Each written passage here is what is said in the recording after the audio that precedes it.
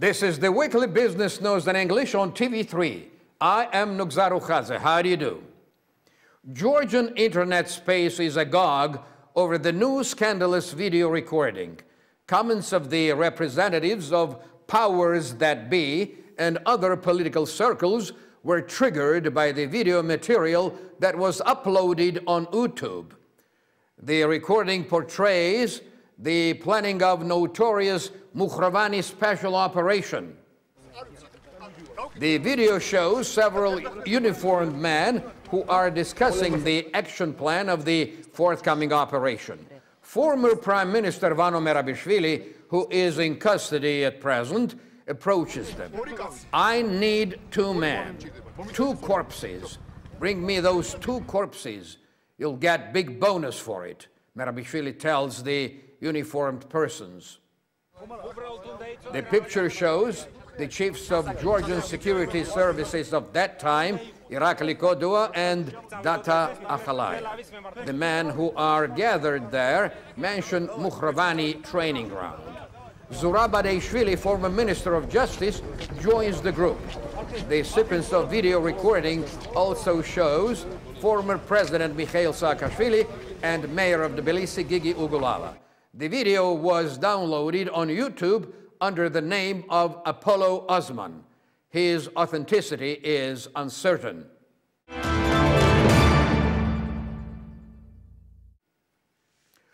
Georgia has a new ambassador in Germany. Minister of Foreign Affairs of Georgia, Maya Panjikidze, met with the newly appointed Ambassador Extraordinary and Plenipotentiary of Georgia to the Federal Republic of Germany, Lado Chanturia. The minister and the ambassador discussed the issues and priorities of German-Georgian relations. The future of Georgia is unimaginable without Europe, and Germany will have to play an important role in building up this future. Initialing of the agreement of Georgia's association with the European Union conduced to the developments connected with the Germany's assistance in preparation of this process. Lado Chanturia has left for Germany, where he will begin to execute his duties in the nearest future. Prices on fuel have increased in Georgia and may increase even more. At present, only Lukoil has raised the fuel price by 2 to 3 tetri. Chairman of the Union of Petrochemical Producers and Importers, Vanom Tvralashvili, ascribes increase of fuel price to the situation on international markets and change of the exchange rate of lari. Tvralashvili says that if the rate of lari continues to drop, the fuel will get even more expensive. All other currencies are depreciating against dollar, Nodar Khadouri, Minister of Finance of Georgia, declared when he commented on the drop of the exchange rate of lari. According to the chief financial officer of the country, Georgian lari was devaluated by approximately 8%. As regards the effect of the drop of the rate of lari on the price of fuel, the Minister of Finance forecasted that it would not affect, respectively, the increase of fuel price. He insists that the growth of inflation rate will not affect the prices on local products. At the government session, Prime Minister of Georgia, Irakli Garibashvili, assessed the implications of economic forum in Davos. According to Garibashvili, he had fruitful meetings within the framework of the World Economic Forum in Switzerland. During their talks with Georgian Prime Minister, investors confirmed their intention to invest in Georgian economy and stressed that Georgia is the region's most interesting country in this regard. In Davos, the Prime Minister met with George Soros and representatives of several major investment companies. He also had talks with the president of EBRD, the Bank of European Reconstruction and Development, who reiterated that he intends to extend his partnership with Georgia. During his meeting with the Georgian Prime Minister, Peter Walling, Director General of Royal Philips, declared that Royal Philips plans to open its regional head office in Georgia. Harry Hendricks, Executive Director of the company, will visit Georgia between April 23 and 25 to coordinate the details connected with setting up of regional head office of Royal Philips. Irakli Garibashvili promised to provide full support to the idea of the company's leadership. After returning from Switzerland, the Prime Minister of Georgia and his delegation paid official visit to Israel. Irakli Garibashvili was accompanied by the Ministers of Foreign Affairs, Economy and Agriculture, as well as the heads of Co-Investment Fund and Investment Agency. Within the framework of the visit, Irakli Garibashvili met with Shimon Peres, President of Israel, Prime Minister Benjamin Netanyahu, and Minister of Foreign Affairs and Internal Affairs. According to Garibashvili, newly established Georgian-Israeli Intergovernmental Commission will promote economic cooperation between the two countries. The Israeli businessman will visit Georgia in March to get familiarized with its investment environment. The Prime Minister of Israel will coordinate the visit of Israeli businessmen in Georgia. We appreciate cooperation with Israel in such spheres as economy, culture, security, and so on. We signed a memorandum on setting up of an economic commission. The next stage will be signing of an agreement on free trade. Prior to official meetings, Georgian Premier called on the National Fund of Israel. Together with the members of Georgian delegation, he toured the Old Town and the Wailing Wall. Between May 14 and 15 of 2015, the annual session of European Bank of Reconstruction and Development will take place in Tbilisi. A number of countries expressed desire to host the annual EBRD session. However, Georgia was chosen as the venue of the EBRD meeting.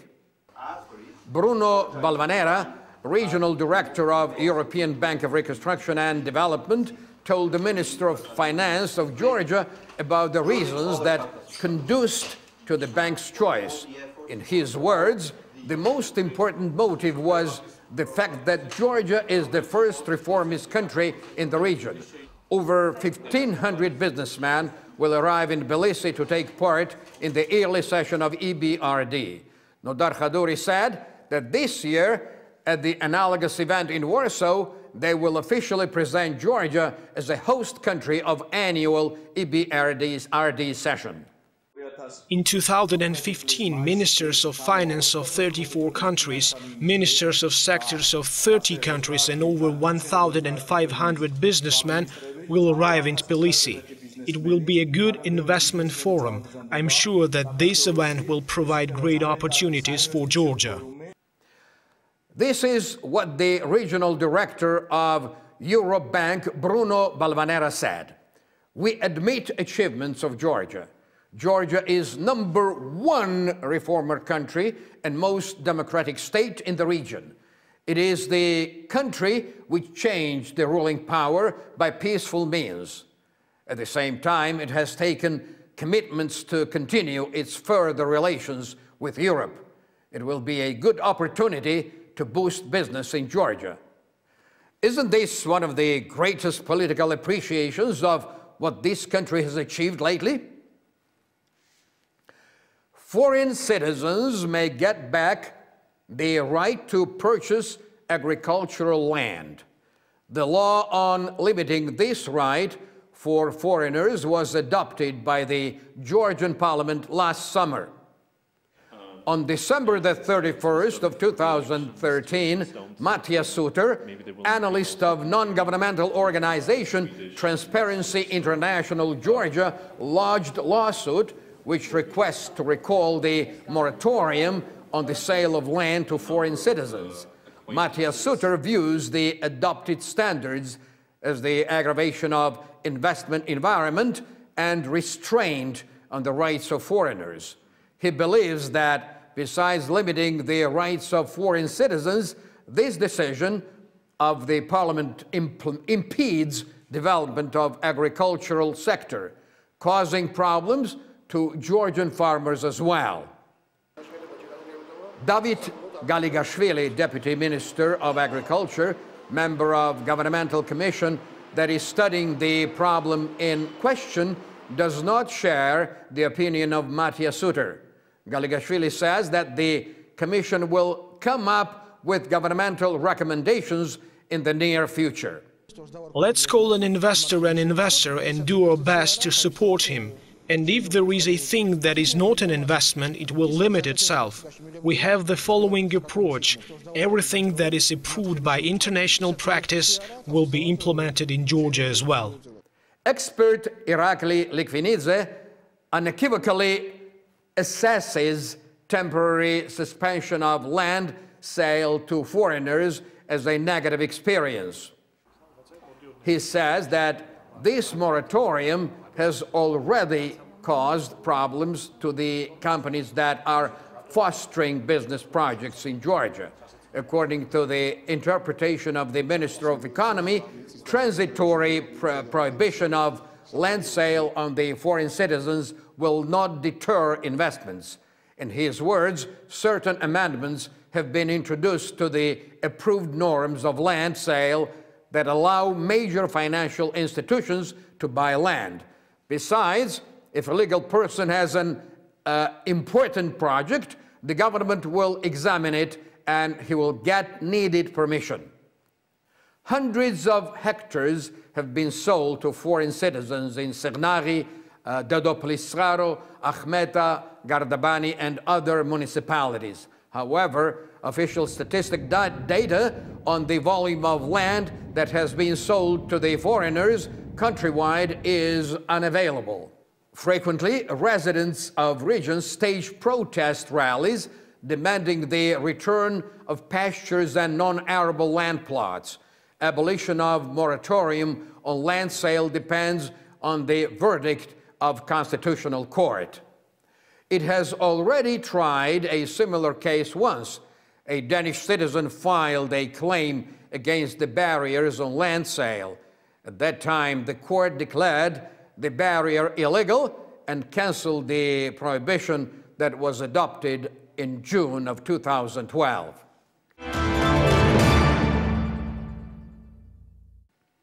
In the future, it will be not only the Georgian Orthodox Church that the government plans to compensate the losses to, but other fundamental confessions in the country too, who suffered damages during the totalitarian regime.